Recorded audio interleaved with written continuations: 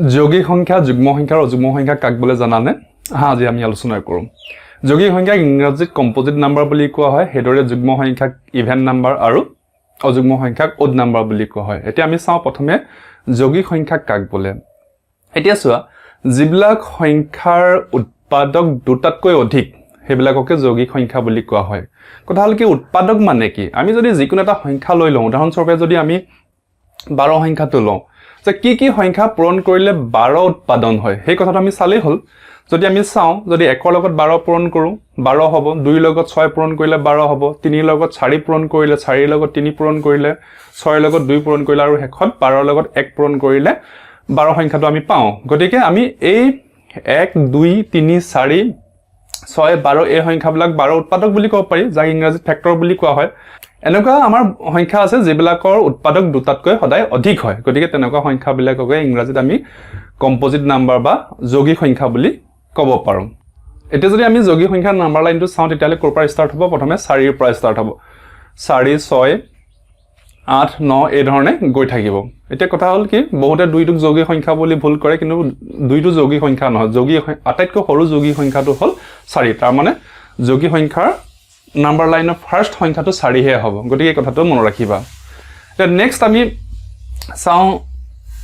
যুগ্ম সংখ্যা যাক ইংৰাজীত ইভেন নাম্বাৰ বুলি কয় যুগ্ম সংখ্যাটো একদম মুজু যিবোৰ সংখ্যাক 2 ৰে কমপ্লিটলি ভাগ কৰিব পাৰি হেবিলাককে যুগ্ম সংখ্যা বুলি কোৱা হয় আমি যদি সংখ্যা চাওঁ যেনেকৈ 8 8ক যদি আমি 2 ৰে ভাগ কৰিবলৈ চাওঁ তেতিয়া 2 4 গুণ 8 কৰিলে ই সম্পূৰ্ণৰূপে ভাগ হৈ যাব ঠিক হেদৰে আমি 10ক যদি ভাগ কৰিবলৈ যাওঁ তেতিয়াহলে কি হ'ব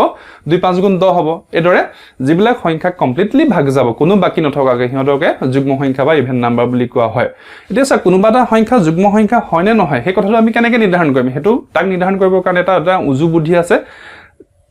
যিকোনো এটা আমি যদি সংখ্যা চাওঁ তাৰ এককৰ স্থানৰ সংখ্যাটো চালে হ'ল যদি এককৰ স্থানত 0 থাকে 2 থাকে 4 থাকে 6 থাকে 8 থাকে তেতিয়াহলে কি হ'ব এই সংখ্যাটো একদম যুগ্ম সংখ্যা হ'বই হ'ব কথা বুজি পাইছানে এককৰ স্থানৰ সংখ্যাত কি থাকিব লাগিব 0 2 4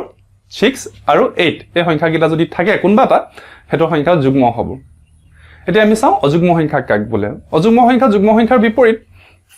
এতিয়া আমি ক'ব পাৰোঁ যিবিলাক সংখ্যাক 2 ৰে সম্পূৰ্ণৰূপে ভাগ কৰিব নোৱাৰি অৰ্থাৎ যদি আমি ভাগ কৰিবলৈ যাওঁ তেতিয়াহলে কিবা এটা নহয় কিবা এটা তাত ৰিমাইন্ডাৰ বা বাকি থাকি যাব গতিকে যিবিলাক সংখ্যাক 2 ৰে সম্পূৰ্ণৰূপে ভাগ কৰিব নাই হিহতি হ'ল অযুগ্ম সংখ্যা উদাহৰণস্বৰূপে আমি যদি 9 টো চাওঁ 9 টোক যদি আমি 2 ৰে ভাগ কৰিবলৈ চাওঁ তেতিয়াহলে 2 4 গুণ 8 হ'ল তাৰ 9 পৰা 8 বিয়োগ কৰিলে একটা বাকি থাকিব গতিকে আমি দেখাবলৈ যে ইয়াক সম্পূৰ্ণৰূপে 2 ৰে ভাগ কৰিব নোৱাৰি গতিকে ই হ'ল অযুগ্ম সংখ্যা এতিয়া কোনবা এটা সংখ্যা যুগ্ম যেনেকৈ হয় আমি তাক চিনি পাব পাৰোঁ তাৰ একক স্থানৰ সংখ্যাটোৰ দ্বাৰা ঠিক তেনেদৰে কোনবা এটা সংখ্যা অযুগ্ম হয় নে নহয় তাক আমি চিনিব পাৰোঁ তাৰ একক স্থানৰ সংখ্যাটোৰ দ্বাৰা যদি একৰ স্থানত 1 থাকে 3 থাকে 5 থাকে 7 থাকে আৰু 9 থাকে তেতিয়াহলে সংখ্যাটো ডেফিনেটলি অযুগ্ম হ'ব কথাটো মনত ৰাখিবা যদি এককৰ স্থানত 1 প্লেছত যদি সংখ্যাটো 1 3 5 7 আৰু 9 থাকে তেতিয়াহলে ই অযুগ্ম হ'ব গতিকে